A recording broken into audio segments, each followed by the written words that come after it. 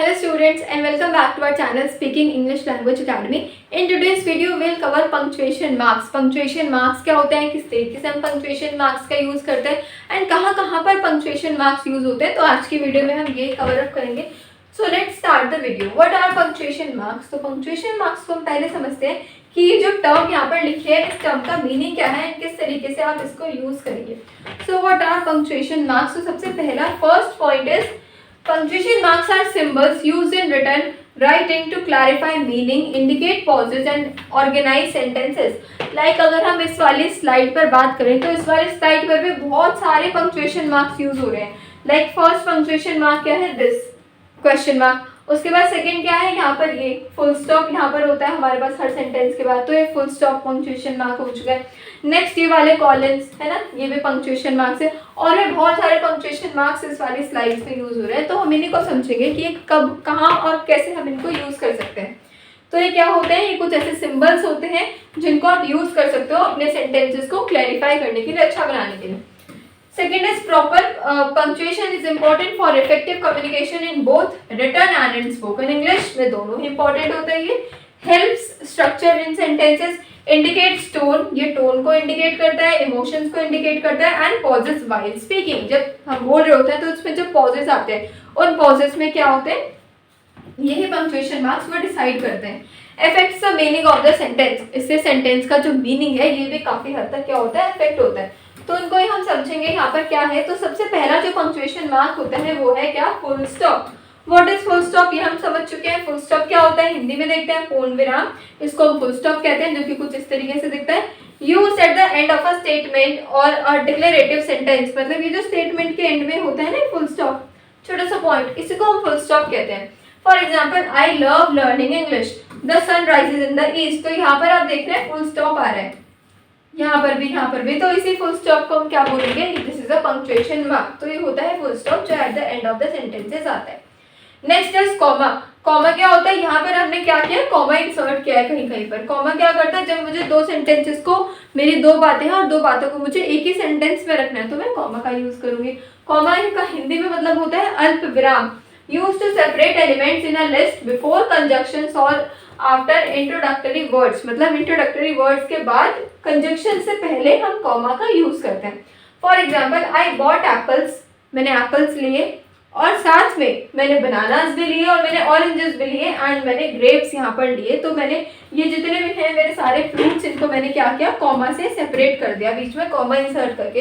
And last वाले में हम कॉमा ऑरेंजेस कॉमा ग्रेप्स नहीं कर सकते, हमें उसमें एंड ही लगाना होता है बिकॉज वो दो अब सारा फिनिश हो चुका है वो. सो इस तरीके से. सो सेकेंड सेंटेंस में क्या लिखा है, यस, उसके बाद कॉमा है. आई अंडरस्टैंड मतलब हाँ, फिर हम थोड़ा सा पॉज लेंगे, मैं समझ गया, आई अंडरस्टूड. तो इस तरीके से यूज होता है यहाँ पर कॉमा का. एंड इस तरीके से ही आप इसको यूज कर सकते हैं सेंटेंसेस में. So the next one is question mark. Question mark हम सबको बहुत अच्छे से पता है, ये कब कहाँ पर आता है, जो हमारे इंटरोगेटिव सेंटेंसेस होते हैं उसमें. क्वेश्चन मार्क मतलब हो गया प्रश्न चिन्ह. Used at the end of the direct question. किसी भी क्वेश्चन के एंड में हम क्वेश्चन मार्क लगाकर इंडिकेट कर सकते हैं. For example, where do you live, तुम कहाँ पे रहते हो. जब भी मैं कोई क्वेश्चन पूछ रही हूँ, जब भी मैं कोई WH फैमिली के वर्ड से अपने सेंटेंस को स्टार्ट कर रही हूँ, तो मुझे क्वेश्चन मार्क इंसर्ट करना है. हाउ आर यू टुडे, तुम आज कैसे हो. तो इस तरीके से जब हम क्वेश्चन पूछ रहे हैं तो हम इस क्वेश्चन मार्क का यूज करेंगे, जिसका हिंदी में होता है प्रश्न चिन्ह. Next is exclamation mark. What is exclamation mark. इस तरीके से जो मार्क होता है इसको हम एक्सक्लेमेशन मार्क बोलते हैं. इसका हिंदी में होता है विस्मयादिक बोधक चिन्ह. विस्मयादिक बोधक चिन्ह. Used to show strong feeling, surprise और एक्साइटमेंट. तो जब भी आप किसी भी चीज से एकदम सरप्राइज हो गए, शॉक हो गए, एकदम आपको एक्साइटेड फील हुआ, तो आपने एक्सक्लेमेशन मार्क का यूज करना है.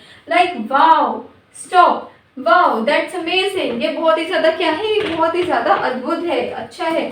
Stop, don't move. तो इस तरीके से आपने क्या किया, पहले स्टॉप बोला मतलब आपने कमांड दी, उसके बाद आपने बोला डोंट मूव, तो मैं यहाँ से नहीं हिलना. तो इस तरीके से हम यूज कर सकते हैं यहाँ पर एक्सक्लेमेशन मार्क्स का. Next one is colon. Columns क्या होते हैं, इस तरीके से ये जो हम डाल देते हैं ना बीच में, 2 पॉइंट्स आपने डाल दिए, 2 पॉइंट्स हमने यहाँ पे लिखे, फिर इस तरीके से. तो ये जो पॉइंट्स है, ये वाला जो स्ट्रक्चर है, इसी को हम क्या बोलते हैं, कॉलन. तो ये कॉलन होता है. हिंदी में इसका होता है उपसर्ग।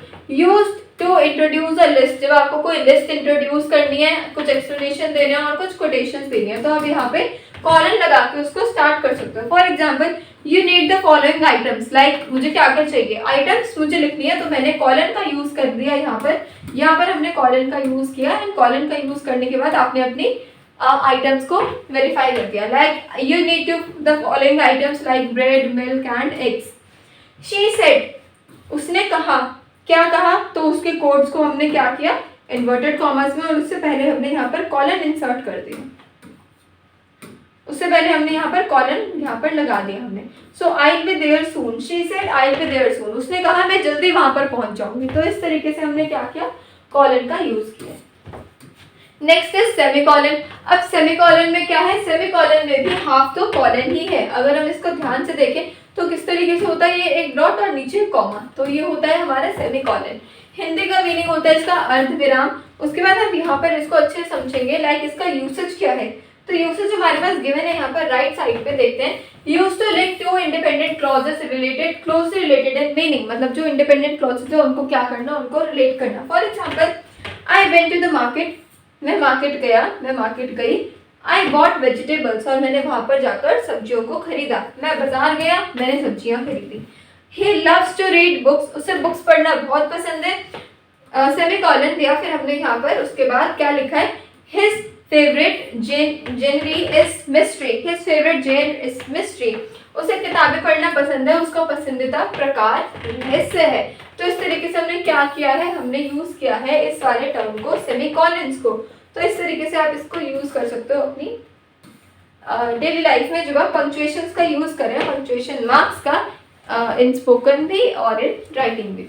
उसके बाद नेक्स्ट आता है कोटेशन मार्क्स। कोटेशन मार्क्स क्या होता है, अगर मुझे किसी ने कुछ बोला और मैं वो बात किसी और को बताना चाह रही हूँ, तो मैं उसकी बात को, उस वाले पर्सन की बात को, फर्स्ट पर्सन की बात को मैं इन्वर्टेड कॉमर्स के अंदर करके बताऊंगी, कोटेशन मार्क्स के अंदर करके बताऊंगी। लाइक इसका क्या होता है, उदाहरण चिन्ह, use to enclose direct page quotations और titles. She said I will help you with your homework, तो उसने कहा कि मैं तुम्हें होमवर्क में मदद करूंगी। द बुक लिखा है यहाँ पर, कौन सी बुक, तो बुक का नाम यहाँ पर आपको गिवन है, इज अ क्लासिक। ये वाली बुक क्या है, ये वाली बुक क्लासिक है। तो इस तरीके से हमने क्या किया, ये जो इम्पोर्टेंट सारे टर्म्स थे, इंपॉर्टेंट जो टॉक्स थी, उसको हमने क्या किया, यहाँ पर आपने इसको इस तरीके से डाल दिया कोटेशन मार्क्स के अंदर। तो ये होता है कोटेशन मार्क्स का use. Next is apostrophe. Apostrophe का यूज हम कब करते हैं, जब मुझे कुछ कहना है, जब मुझे ये कहना है, जैसे कि अपोस्ट्रोफी लिखा है, यूज टू शो पोजीशंस और इन कंट्रैक्शंस शॉर्टेंड फॉर्म्स। लाइक मुझे कहना है सारास बुक, सारास बुक मतलब ऐसे ही आ रही, सारास बुक मतलब कि सारा की बुक। यहाँ पे इसका मतलब क्या हो गया, का या फिर की। तो यहाँ पे हम देख लेते हैं ऐसे, और इसका हिंदी में, इंग्लिश में होता है ऑफ। तो इस तरीके से आप यूज कर सकते हो। दिस इज सारास बुक, यह सारा की किताब है। इट्स अ ब्यूटीफुल डे, यह एक खूबसूरत दिन है, यह एक, तो इट्स यहाँ पर हमने लगाया है इट्स अ ब्यूटीफुल डे। तो ये होता है अपोस्ट्रोफी का यूज। Next is dash. अब डैश क्या है, डैश भी हम लगा सकते हैं जब आपको बहुत सारे आइटम्स लिखने हैं। Like use to show a break in thought to add the emphasis. I didn't know what to do, मुझे नहीं पता मैं क्या करूं। डैश आई वाज कंफ्यूज्ड, मैं कंफ्यूज्ड हूँ। उसी तरीके से she is the best, no doubt about it, वो क्या है, वो सबसे अच्छी है, इसमें कोई भी दोहराए नहीं है। तो इस तरीके से आप क्या कर सकते हैं, आप इन पंक्चुएशन मार्क्स का यूज कर सकते हैं।